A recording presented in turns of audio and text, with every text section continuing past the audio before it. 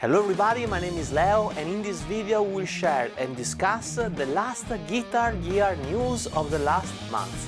And well, I think there are some very interesting topics to discuss together. Let's start!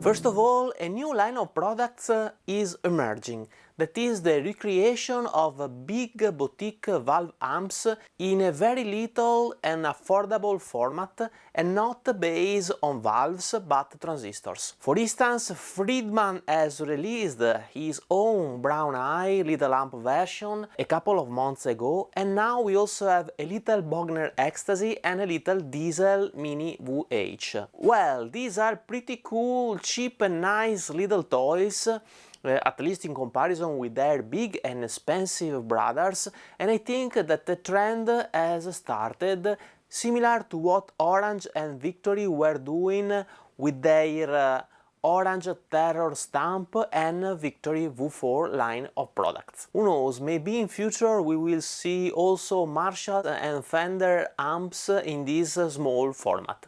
And maybe this is a way with which boutique amp builders are slowly introducing transistor amps to verify how they are received.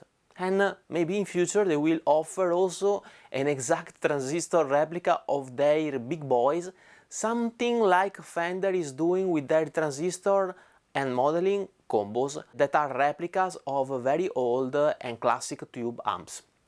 Can you imagine a transistor fully featured Bogner Ecstasy or Friedman Brown Eye?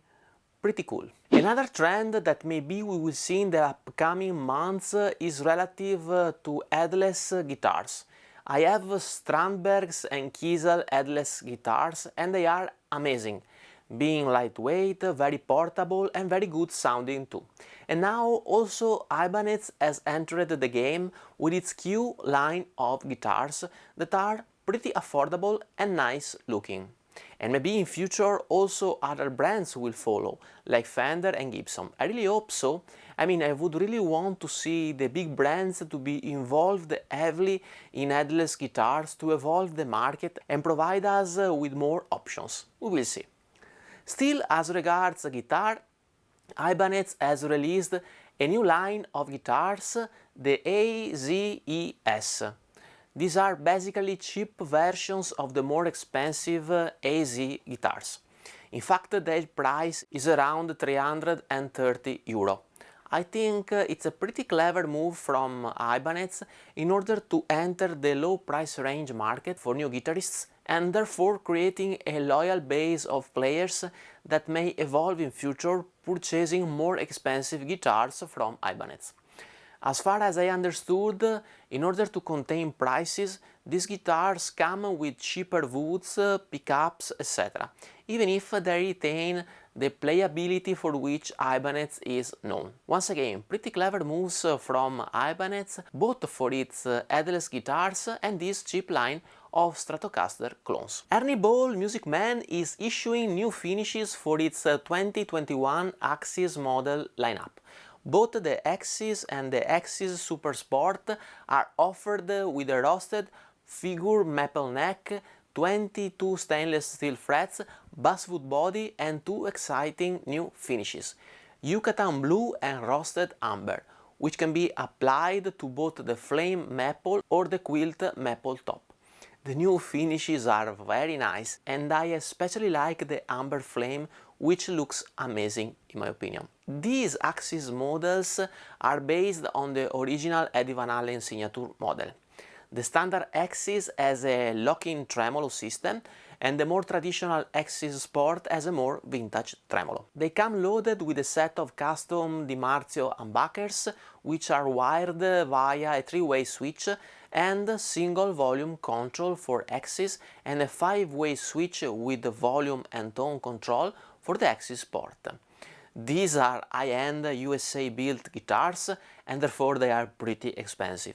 The Axis Quilt Maple Top is 3,200 USD and the Axis Flame Top is 2,999. On the other hand, the Axis Sport Quilt Maple Top is 3,150 USD and the AZES Sport Flame Maple Top is 2,949 USD. Amazing guitars, obviously at a premium price. As regards amp modeling, we have very interesting news here to share. Fractal has issued his new FM9 floor modeling pedalboard, which is basically an FM3 with more DSP power, allowing for more complex signal chains and more foot switches. 9 instead of the 3 of the FM3. I have done a detailed comparison video that you can check out in the card above or description below. It's a pretty expensive option, especially in euro, with its almost 2,000 euro price tag, and of course it's a nice option for those of us who love fractal sound, need a pedalboard and not a rack unit, and want more options compared to the ones offered by the FM3.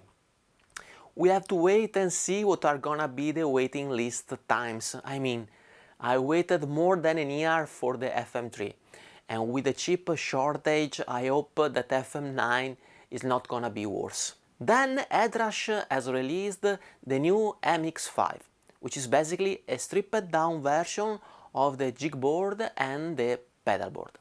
To me, software-wise, it is identical to its bigger brothers, as it sounds the same and offers the same effects and effects routing. Obviously, it is a more compact and lightweight format that is obviously more portable, but retaining pretty good connectivity features like MIDI in and out, stereo FL loop, and balanced outputs via TRS jacks. I have done a full demo review of the MX5 in my channel that you can check out in the card above or description below, where I've also compared the MX5 versus the PodGo, the MG30, etc. in terms of features and characteristics. Then we have a new plugin from Nembrini, which is a recreation of the Bogner Ecstasy, an amp that I love. In my channel I have reviewed the Mercurial Euphoria, which is one of my favorite plugins ever, and I'm pretty curious to verify if Nembrini version of the Beast is as good as the Mercurial one. Please let me know in the comment below your opinions if you have already tried out the plugin. Still, as regards plugins, STL has released a new version of their amp hub, including the PRS Mark Tremonti amp, which is a must-have if you are a Mark Tremonti fan. I tried it out and I can tell you that it is very well sounding, and Amp Hub is actually one of the most chirurgical plugins I have ever tried, with maybe the most advanced cab simulation section I've seen so far. If you want more info, please check out the video I did in the card above or description below. We then have a leaked product from NUX, which is the NUX Amp Academy. That is an amp modeler in a pedal format, similar to the Strymon Iridium or the Atomic Firebox MK2. On the side we have a balanced XLR output, useful I guess to go directly from the pedal to a mixing desk or to an audio recording interface. Then we have two mini jacks that are an aux in and a headphone out. On the back we have from left to right the input for the guitar, the standard 1/4 inch jack output and an insert jack.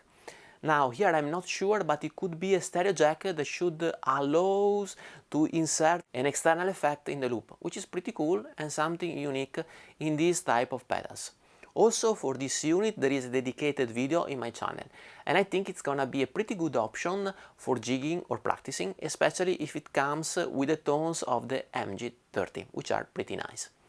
Another nice toy that has been released recently is the Ampero Control, which is a little MIDI and Bluetooth controller with 4 foot switches that could be pretty useful if you want to expand the controlling possibilities of your amp modeling pedalboard. In fact, it can even be used with pedalboards without MIDI in, using MIDI over USB, and a procedure that I have explained in a specific video in my channel, as usually link in the card above or description. Before passing to the CD suggestion section, I have a great news from all of you Hotone Ampero lovers.